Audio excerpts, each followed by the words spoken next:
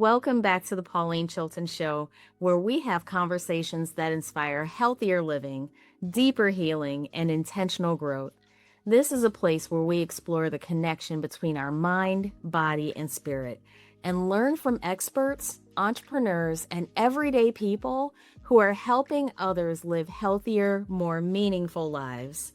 Today's guest is someone whose life's work is helping people break free from the patterns that keep them stuck so they can create lasting, positive change.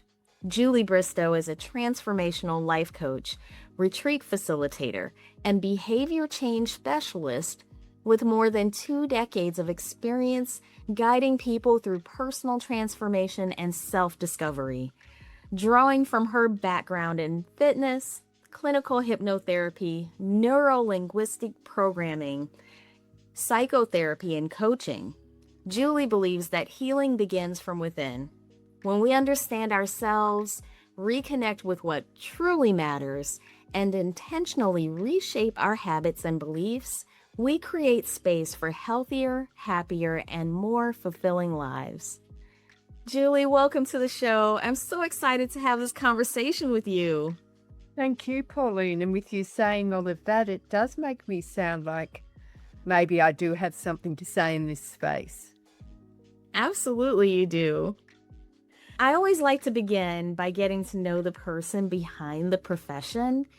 If we were sitting down over coffee together and someone asked, "Who is Julie?" what would you tell them? That's a good question, Pauline. I think I'm fortunate in a way because I'm at the other side of some of life's biggest challenges as a female, I would say in that respect. Obviously, I can't speak from experience to the male experience, but my children have grown up now. I'm at the other side of my career in as much as I'm working for myself, so I don't have the level of pressure that some women have and that I've had. So working full time, raising a family and trying to look after my own health. So I'm more able to put things into action at the moment and reflect a bit about how I got there so that I can perhaps guide other people through those challenging times. Julie, you've spent years helping people change their lives, but your own career has evolved quite a bit from fitness into coaching, hypnotherapy, NLP, and leadership. Looking back, did it feel like one intentional path, or did each chapter kind of naturally lead you to the next? Yes, that's a good question. And it has led me back to a question someone asked me yesterday as well. How did I, get out of offices? We were talking about working in an office. It's winter in Melbourne at the moment. And so if someone gets a cold or some sort of bug, it goes through the whole air conditioning system. And, the energy can get very low being indoors all day. And I did say to them that I remember that was one of my motivators for getting out of that type of environment, being in that, we have a 40-hour working week here. I know some people, and with their professions, they spend a lot longer in an office. But really, that was my first motivator. I think, how could I be more active and not be sitting down all day and vulnerable to that artificial type of environment? My second motivator was I was working in an area where there was a glass ceiling for women.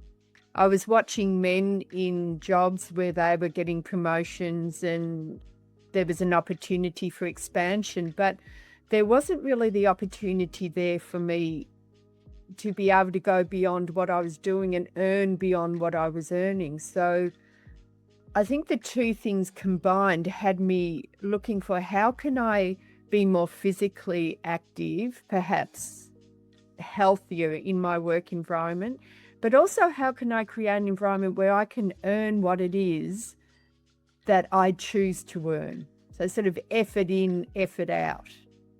So definitely a combination of intention there. The necessity to earn, but the awareness that we need really good energy and to be healthy for other obvious reasons. Yeah, I can so relate to that. Wanting to do something that's really fulfilling and be able to earn a good living. And it kind of sounds a little bit more like you want it to have um more autonomy, more control in your direction in life, right? Yeah, that's a really good interpretation. Yes. And my children were still at that age where you're not getting a big chunks of time to invest in yourself. You're at the mercy to a degree of other people's needs in the workplace and domestically. So, yes, feeling a need for control, a bit more control certainly resonates there. And you talked about being a mom. So there probably was also a need to have some flexibility in your life. Totally. And I brought up my children really on my own. So definitely the need to have some flexibility there. I think fortunately I was in that period where workplaces were changing as well. When I moved on from one job, I got to the point where I could more or less work my own hours. So that was, I guess, the first step of moving beyond that highly structured environment. So that was really good for a while. But then, invariably, you want more. Mm. Yeah, I can totally relate to that too. So you mentioned something in our conversation before that really stuck with me. You said something about your greatest growth came during life's transitions, when everything seemed to come to a stop. Why do you think those moments, as difficult as they are, often become our greatest opportunities for transformation? Yeah, it's really interesting, isn't it? And I think there's a lot of these experiences that we will be talking about or are talking about that are really things that you don't know how to navigate unless you've experienced them yourself. And I think that's where someone like myself, as I said at the start of the introduction, when you put all those things together, it sounds like, like some real credentialing there. But I think that's why a female such as myself can begin to step into that and feel as if we do have stories to share or are able to pave the way from going through those experiences. And you're right, every major shift that I was able to make and every dream that I was able to eventually put into action came in enforced downtimes. Redundancy, that's something a lot of people have been through. So that's an interesting experience. Challenges with children, of course, the difficult stages your children go through, and sometimes needing to perhaps step back if you can from the workplace for that. Loss of a parent, that was a significant milestone for me because I'd looked after my mum a bit at that time. So the void that you have after that, and perhaps a bit of burnout. So it's the sandwich generation really that's coming out here, isn't it, Pauline? And I guess, where women begin to find their voice once they get through navigating that is you learn so much about yourself and hopefully get a chance to reinvent yourself a little bit along the way. Did you just say sandwich generation? Yeah, is that I'm in Australia, obviously, but when I was looking at this transitional type coaching and where I sat at the moment, the environment that I could really be congruent with what I'm saying, and that exploring the female's journey from probably, late 40s perhaps through to late 60s, early 70s. I mean, 70 seems to be the new 60. This term came up, the sandwich generation. So you've got perhaps teenage children It depends what age you have children, of course. People are having children later, but there's this little sort of period of time where your children might have real needs from you, but then you have aging parents. And so you're needing to show up there, or of course it's a choice. But if you still have good relationships with your parents, then, you're wanting to show up there. So hence the term, the sandwich generation, where you were in the middle. I'd never heard that before. So Yeah, two now I want to dynamics. Google it. Yeah. And really interesting things, women I've worked with, and I was working with women in that before I actually sort of got to that myself. But so many patterns come to the fore there, the martyr, the this, the that it's a very interesting stage to be working with women. And I'm not saying men don't go through that, but I think I sort of prefaced that at the start, that the areas I can speak to experience of, is from the female experience. So it's interesting being around for women going through that as a friend, and as someone in my position. I loved something else that you said in our other conversation. You talked about values, that our lives often reveal what we truly value, not necessarily what we think we value. Can you speak to that a little? How do we recognize when we're living in alignment with our values and when we're not? Yeah, that's a good question. And it's my new thing, how I guess we all go through different awarenesses and things we're enthusiastic about. And values certainly is for me in that expression that you mentioned, that how do you know if you're living in your values and what your values really are? And I think the most obvious words that come to mind for me is when you find you're using the shoulding a lot, the word should, and associated words for that. And where you're finding that the word should might exist, and also I don't have the energy, the motivation, all those non-doing words that sound like excuses, to yourself, not necessarily to others because we're harder on ourselves. But it's when you think you should be doing something, but you don't seem to have, what it is that has you actually showing up and doing it, and we don't necessarily want to be referring to the old way of doing things, the carrot and the stick, or, the self-punishment, the negative self-talk and berating. It's, really getting to the point of, is this really what is in my value system? If I'm finding it so hard to find an expression of that in my day-to-day output or expression, So that's the first sign, the struggle.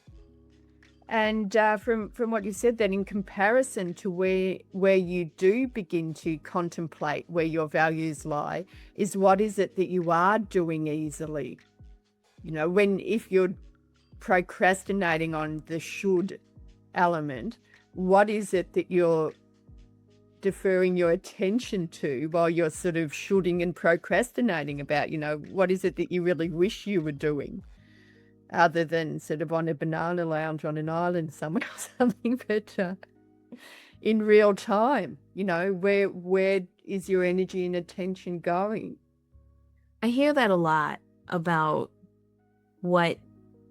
exactly what you said about how what you put your attention and time to is what really matters to you. So if someone's trying to change, and let's say someone's trying to lose weight, for example, and they have some habits, or even whether it's something they're doing or not doing, right? How does that person get themselves to change so that they actually put that effort into the thing that they say they want? Yes, and that's a good question. I was hashing this out this morning actually with ChatGPT because that's what my new program actually focuses on, food noise. I'm sort of calling the program because I don't really like the weight loss space as such, but what's going on for people, and food noise is really what I hear from a lot of people when we work together that they're getting a relief from. It's like the food noise is just dials turned down. And I think there's a very straightforward answer to that that sounds easy. It sounds easy. Okay, so we focus on the end experience. So let's say, I don't know why this is coming to mind, but you've been wanting to get a swimming pool at home for the family or for summer. And one day you're floating around in that swimming pool and and really enjoying that, and your awareness is fully in how good it is to be enjoying that. And there's a stage where you probably have forgotten what you might have went through to get to the point where you were able to get a swimming pool installed in your backyard. And again, Pauline, I don't know why I'm going this way, but I've learned to trust these visuals that I get. Maybe because I heard someone speaking about getting a swimming pool recently, and they're about 5 times more expensive to get than they used to be, in excavation and all the other stuff. And so there's a point where maybe you decided that that was going to become your priority and you saved for it. You might have gotten a part-time job or, stopped spending on other things and went through all these stages to get it. So you see what I'm getting at? There's what's at the beginning of an outcome, and there's you actually enjoying the outcome. And so it's everything that goes on in between that determines whether you achieve that outcome or not. So that's when people come in with this weight loss and wanting to be in the outcome of that behavior, what they tend to be overlooking is in anything else that they may have successfully created in their life, they went right back to the starting point. They created a plan. They excavated, the soil, so to speak. They dug the soil out and the rocks and the stones and created the environment and the foundations for that eventuality to be realized. And so what we can do, people who work in the mindset space and have this awareness, is we can really go back and do the digging, the excavating, and create the environment from there that then allows for the foundation and structure to come together in a way that's solid and permanent. So you just haven't erected a blow-up one that gets holes in and begins leaking, and you're back to where you started, and you're down with some money, which, let's face it, people spend a lot of money in the dieting space, which, as I mentioned at the start, is the element of that I'd like to stay away from. That is such a good analogy, though. I really like that. Yeah. Because it does. It takes a lot of work to reach that goal, whatever it is, right? Mm-hmm. And so there's a need to build a foundation, to do some planning, to do the work in between to get to the point where you can enjoy the fruits of that labor. Yeah. And each stage, let's say in that scenario, each stage you've potentially called a professional in to do that. So, the excavating, the digging the rocks out, you've, chunked it down to stage 1. This is what needs to happen. And this is the same with changing our thought patterns. We need to chunk it down. My first goal is to go back and plug the gap of the thought to the action. What's preceding the thought or the response? But that probably is the excavation. It's where's that dynamic where the thought comes up that then triggers the chain reaction? Because this is where, of course, there's a big difference between building something. Is the chain reaction from a thought and an action is a millisecond. Once we're in it, it's pretty hard to stop. I mean, there's mindfulness training and so on.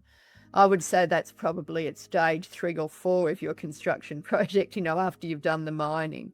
We have to go back and really start diverting the whole passion and thought process right at that point, at the spark of where it occurs, and have it igniting some other response mechanism.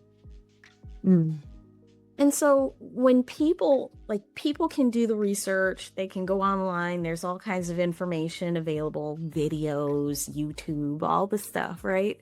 All the things, Google, YouTube, and people still have difficulty. Why do people still have a hard time? Are we going to use the lose weight analogy still, or in general? We could use a different topic. It doesn't have to be weight loss, but just in general, for those who want to change but still find it difficult, but they know all the things they should be doing, why is it still hard for them? Well, this is the great thing about being in this space at this time, is neuroscience has joined in. So for people who in this space, because this environment also crosses over into the healing environment, of course, Pauline, the healing space. And I guess the expression sometimes comes up, woo-woo. Is that something that's, some people can put things in the woo-woo basket? I think hypnosis, because I'm a clinical hypnotherapist, and I probably couldn't market myself fully as that to every audience, because there's people who would park that in the woo-woo basket, and why these coaching qualifications and other things have opened other doors for me to work with people. But now that neuroscience has joined in, there's facts, there's science. So for that brain that needs to research and see the facts and have the science, we can see the neural pathways now. So if you can imagine like a track through the snow, that as people walk through it, it gets flattened out. It becomes very obvious to walk through this pathway for other people to come along, or maybe when you walk there, you know where to walk back. That's what happens in our brain when our thoughts become an action. The pathway becomes solidified almost. When that thought happens, this will be the action. And the more often we ignite or go follow through on the action to the thought, the more solid that pathway becomes. So it goes down from that first person who went through that had to pat it down and create the way, to by the time 50 people have been through, it's cleared and they're walking through quite easily. It just begins to happen, thought response. So what we need to be aware of is that pathway is already established. We have to dismantle or allow that pathway to overgrow, or the snow to fill it up again, for that to not be activating anymore, or not the obvious response mode. And so the way we need to do that is to create another pathway. So we need to identify what our response to that thought needs to be to meet our purpose, implement a few strategies and a commitment to that, and then start taking that path, and then that path will become embedded. So the wonderful thing about when you see that is people can step away from shame and guilt and the self-punishing talk around, I'm lazy, I'm unmotivated, I'm no good at achieving goals, all this really negative language, and they can understand it's actually not me, or it is me now, but everything that is me now is a response of who I was at a certain stage that made a response mechanism that now I'm, pre-programmed to. So let's see where we can change the program. So it's very important to have the new way established, and then it's repetition. Unfortunately, it's not a lot of repetition to begin to shift that pattern, so to speak, and that behavior. So this is what people don't understand. They think it's sheer will, sheer discipline. Other professionals you can hire with that, motivation coaches, personal trainers, courses, whatever, that might get us hyped about it for a while. But until we change that pathway, close the gate on one and open the gate on the others, there's nowhere to go. And I know nowhere it to go works. isn't an option. Sorry. Yeah. Yeah, no, I didn't mean to cut you off, but yeah, I know it works. I know that when a person, let's say they went through a major health event, for example, and then they had to go through physical therapy and change their diet and go through kind of a program that's kind of regimented, but it forces them to take the steps they need to do to lower their blood sugar or lower their blood pressure or something along those lines. And I know that, people think that the GLP-1s are the magic thing, right? But that doesn't work by itself. There's still a requirement to do some work. You have to do the exercise, you have to change your diet, those kinds of things. So when people start on Ozempic, for example, and they say, well, I've been on it for so many weeks and I haven't lost any weight yet. I've heard several people say that, but the people that I've known that it worked for are the people who had to exercise, change their diet, take the necessary steps to move the needle. But then once they get going, right, they start doing it every day and every week that they're supposed to do it, then the weight just drops off. The therapy, changing the thought patterns. I've seen where the therapy works. So I love the way the science is backing it. Yes, I mean, the GLP-1s, wouldn't it be great if it did have people, I guess, creating those new pathways and the new behaviors, and then they could go off it. I think that's the next frontier to be explored, because from what I've read, the people who manufacture them and sell them even know that it's problematic that when people stop taking them, the weight goes back on again. And it's fascinating, isn't it? Because you'd think if you've had X amount of time to navigate the journey, and I guess that's probably the research that would be good to see, a group of people who just took the medication and allowed it to take its course, and a group of people who actively worked at identifying, creating a structure, particularly, as you said, around exercise, because unfortunately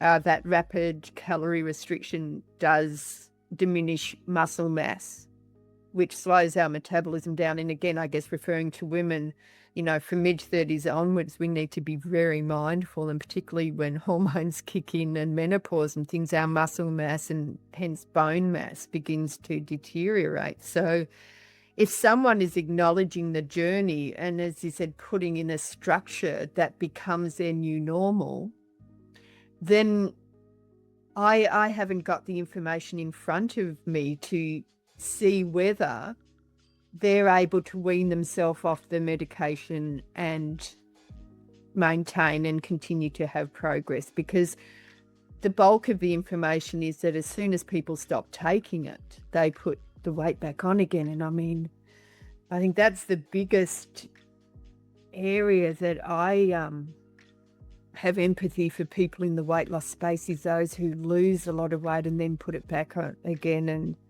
have done that a few times. I think psychologically that must be so debilitating, the impact that has on the psyche. So that will probably be the next stage of the studies and so on. But at this stage, what I have read, of course, pharmaceutical companies will be looking at pharmaceutical ways of dealing with that problem. So, Right, right.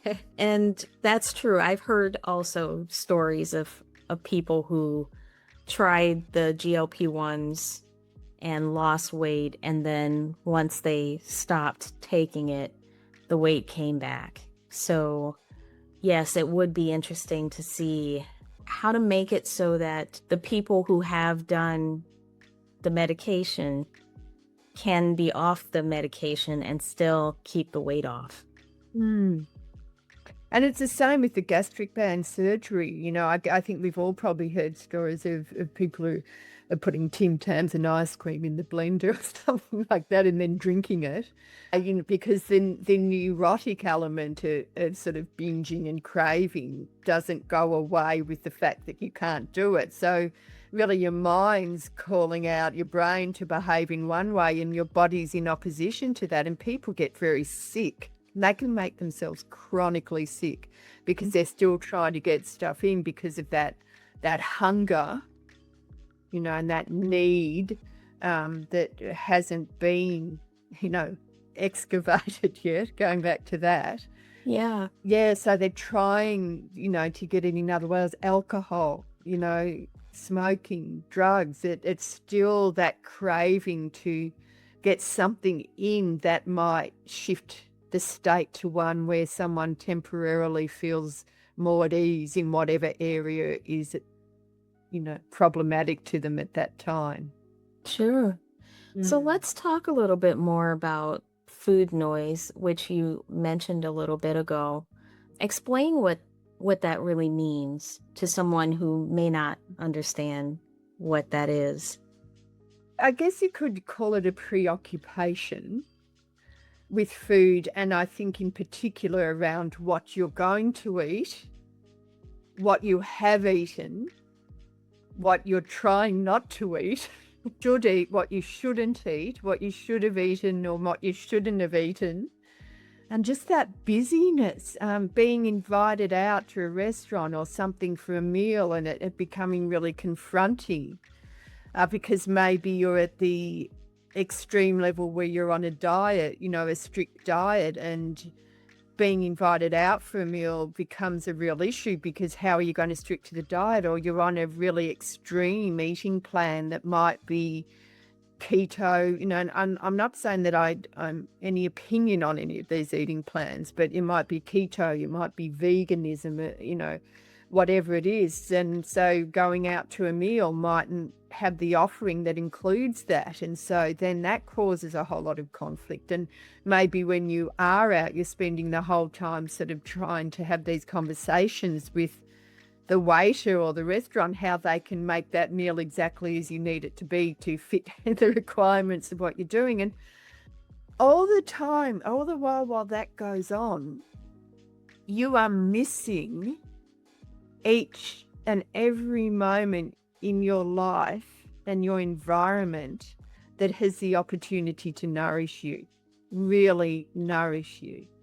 You're, you know, a social occasion, you're preoccupied with yourself, you know, and that what's going on in your head and the deal making and the, you know, whatever it is. So you're not engaged in the conversations. You're not getting the nourishment from interactions. If you're at the gym or doing something physical, you're counting calories or you're doing it, you know, to berate yourself or to keep your weight under control. So you know, you're measuring your exercise versus calories or something. And so you're not really present in the environment and what potential there is there to connect with people or observe something or have a thought that is healthy.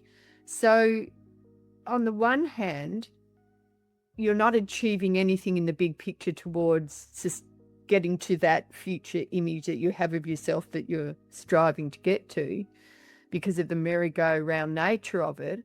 And at the same time, you're not engaging with your environment and enjoying a nourishing life.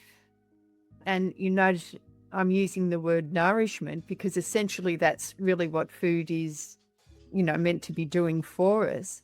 So using that word, so you're not living a nourished existence. So you're you're in want and need and deprivation, where in reality, you could have a really good life. You could be having a really good life, but you're unable to be in that. It's interesting because, like, have you had any clients or known of anyone who really did have a strict diet and they didn't really have to think about it? It was just part of their lifestyle. That's a good question. That's what I think we all desire, isn't it? Probably because I guess my confession is that I'm a little bit obsessed by what I do. So most of my relationships are with people I'm working with, either sort of PT clients or coaching hypnosis clients. We're having these conversations because this is what's present in their reality for them at the moment.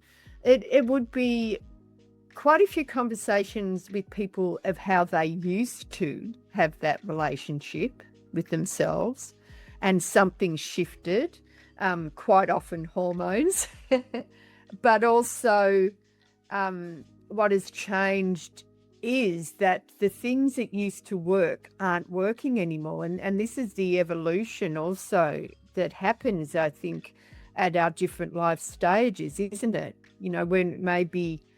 When we were at a certain stage, we had plenty of time and we were very physical, or there was a sport we did or a job that we did. Then we may have had children, a partner. And I think, that's another layer, isn't it? When there's a male in the household bringing food in, cooking for them, that whole dynamic that comes with that. So I think predominantly I haven't gotten to the point I clarify when I'm working with people around weight, whether there was that point of time where it wasn't an issue versus has it always been? So that's a really good question. If there's a point of time it wasn't, then it's just working with the reality of what is doable now, really chunking down to how things have changed and how can they begin to get what they want through a different strategy because the old one isn't working. If it's something that has been with them always, then I would have to confess that that's probably a lot more difficult. And I don't know if I could even count the successes there on one hand. So I know I'm answering that a bit differently as to how you asked it, but I think it has brought up an interesting element there, hasn't it? Yeah, because when, we always talk about the hope that when someone does have to change their diet or exercise or do something differently for their health or wellness or well-being, that they are making a lifestyle change and that it becomes habit and not so much, once they get past those hurdles of making those difficult changes, that it just becomes part of their everyday life and they don't have to, it's not as difficult. And so I think about it also in terms of thing like you mentioned, hormonal changes. And for women, that is in itself life-changing, especially when you have hormonal changes and then certain things you just don't have any control over. And so then we're challenged with having to manage that. And again, it's like, I literally sometimes Google, what can I eat to help balance my hormones? And because I believe very strongly that what we put in our bodies is important. And there are certain foods that we can eat that can be more helpful than harmful and healing versus damaging. So, so that's one of the things that the hope is, that when you have to make changes, that it's something that just becomes part of your life and it's easier every day. Yes, that's a really good point. And I like also what you reference there. So instead of thinking, oh, how can I lose weight or not put on weight in this stage, you're really going, that step back to acknowledging what's going on and how can I, head it off at the pass. So that's a really powerful approach rather than being at the end result. We're aware things are differently. Okay, how can I do something that allows for what's going on at this stage in my life? And a lot of people, they will be stuck in, but this used to work and that used to work. And in particularly in this hormone space, because if you try and do what you used to do while your body is going through hormonal changes, and you're effectively making your ability to successfully navigate that environment more difficult. And this is understanding ourselves and adaptability as to, as I said before, in this environment, what is the way forward. And that's what I see the most is people stuck in this. I used to do this, I used to do that. And the fascinating thing when you understand about hormones and stress response, also I think for women all know about cortisol now, is cortisol is a stress response. So if you're navigating any environment internally or externally that is stressful, your body is in a stress response. So when you look at something like exercise, there's a certain level of exercise, that go hard, go home type exercise that is a stress response on the body, because stress is what, in theory, in a standalone environment for exercise, allows us to progress, is by stressing the system so it adapts. But if you've got a system that's already in stress and you try and put another stress on top of it, all you're doing is heightening the stress response, so the cortisol and the hormone response. So you're making the whole situation worse, which does your head in, because then you feel like you're banging against a brick wall. So the hormonal era really needs to be approached once you really understand this, is how can I be more integrated with my environment and what's required of me in a way that's going to allow me to find a way to be able to nurture myself and achieve what it is I want to from that, which is the opposite of, that stage of life of being driven, which of course is an important stage. We've all gotten to a certain level of success in certain areas of our life by being driven. It's a great energy, to be harnessed. But when we realize we've got to shift around at what achievement looks like to sort of our relationship with ourselves, then that can be a big bridge to cross. But the very interesting element is that's the bridge you have to cross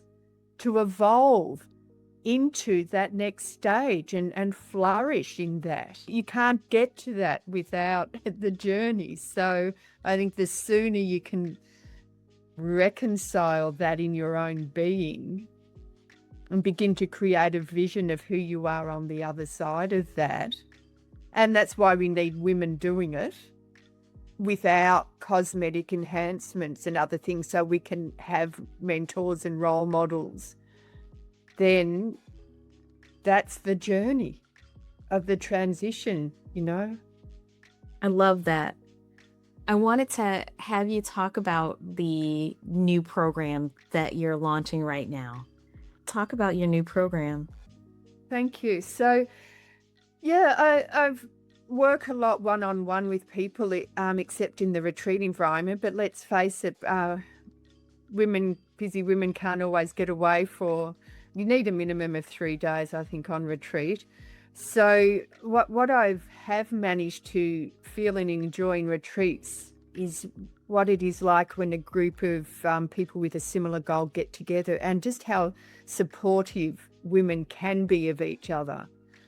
And so I'm looking to combine some of the one-on-one work with the group environment so that there's an ongoing support system through a period of time, maybe about 8 weeks, where we can do some one-on-one work together. We can also bring our progress and our awareness and our challenges perhaps to a group environment, so that it's a journey we sort of embark on together. And so it's not as though something sort of has a beginning and an ending to it, because people might establish relationships and go on to do their own little groups, or I'll keep Facebook groups going, where they've got that environment to check in with people and begin to communicate with people about this journey with a healthier language, with an understanding that ultimately it's our relationship with ourself that we're really looking forward to enjoying, and the little things we might have done and enjoyed that we wouldn't have done 2 months ago, or even we were just somewhere in a situation that in the past was really confronting and difficult for us, and how we moved through that in a way where we really got a lot of nourishment from it, or how we didn't respond to something or made a choice not to do something. This is an ongoing journey. So I'll be pulling apart a little bit what food noise is. A lot of opportunities for people to share their experience and their voice in that. And then using a variety of the skills I've gathered to really work at as evolving out of that. And that will be different for each group, because people will bring, as I said, their own voice and unique way they're experiencing that to the group. But the desired outcome is people are moving more freely during their days and their weeks, and find they've just got a lot more time to focus on doing the things that are bringing enjoyment into their life, and know this time that this is a self-perpetuating process, because it's not something you start and stop and measure by a number on the scales or centimeters or something. So I can't share to you exactly how I'm going to, because as I said, flexibility, I think on my behalf to work with the group. So about 6 women in each group. There'll be an element where we work together on that, but this is what I'm really excited that I've put together, and just getting my first group started now. And we'll be learning through that experience together and growing through that together. That's amazing. So if someone listening today is at one of those crossroads in life, a career change, burnout, becoming a parent, an empty nest, starting a business, or just feeling like they're really ready for something different, what would you want them to remember? I think 2 things. That's a beautiful question, Pauline, for your listeners. The first one is that ideally we have an awareness or a vision of who we are at the other side of that. The mother we'd like to be, what the new professional goal is in respect to not how much we're earning or whatever, but how do I see my day playing out? Can I see 4 days a week being ideal, or shorter hours, or opportunities? We still have work from home in Australia, which is great, but windows where I can get some time for myself. So beginning to create the vision of what you want that life to be, allowing you to be benefiting from that, rather than being a slave to it. So, and I think that needs to be very clear. I use the analogy when people come to see me. When you've come to see me, you've put in your sat nav or in maps, the address of where it is you're going next. This is a new journey. You're going to a new place. You didn't get into your car and put in where you don't want to go and don't want to be. So some direction is needed. Now, people might not have a visual, because let's face it, when we're going through big stages of change, we know what we can't get back again. We know what we don't want, but it mightn't be clear what we do want. So it doesn't have to be a visual. It can just be a sense or a feeling. It's like, how do I want to feel when I wake up each morning? How do I want to be showing up in my relationships, my friendships? What is the energy I want to be able to embody? So you just need something that is, a light at the end of the tunnel that is your northern star. And then, unfortunately, there is no secret trick to not navigating the discomfort. It's knowing that the more in discomfort you are, the closer you are to a new experience in the areas you know you need to experience things differently. Because if it were known, it would be the similar experience. So the only way you are ever going to, sorry, it sounds fatalistic, but look, this is a truth we need to know that you're on the right track, is that you're feeling in a very unknown place and very uncomfortable. And so just try and find things in that connect you to yourself, where you can feel comfortable, whether it's, a bath even, or a sauna, or just something in some moment you can do to just be able to be in the moment and be okay there. I love that. That just gave me chills. It was so good. Yeah, yeah. It's interesting. They're good questions, and even getting to verbalize these things myself is, it's a nice process, isn't it? Okay, well, I'm going to go ahead and close this out. Julie, thank you so much for sharing your wisdom and your heart with us today. I love that our conversation reminds us that healing isn't about becoming someone new. It's about reconnecting with who we were always created to be and making intentional choices that support our well-being every day. To everyone listening, I hope today's conversation encourages you to take one small step toward a healthier, more peaceful, and more intentional life. Real transformation doesn't happen overnight. It happens one choice, one habit, one moment at a time. If you enjoyed this episode, I'd love for you to subscribe, leave a review, and share it with someone who could use a little encouragement today. If you're looking for more inspiration on your wellness journey, be sure to connect with us through thepaulineshow.com, where we're building a community centered around clean living, healing, and creating spaces that help us slow down and care for ourselves. Until next time, take care of yourself, be kind to one another, and remember, you deserve a life filled with health, hope, healing, and purpose.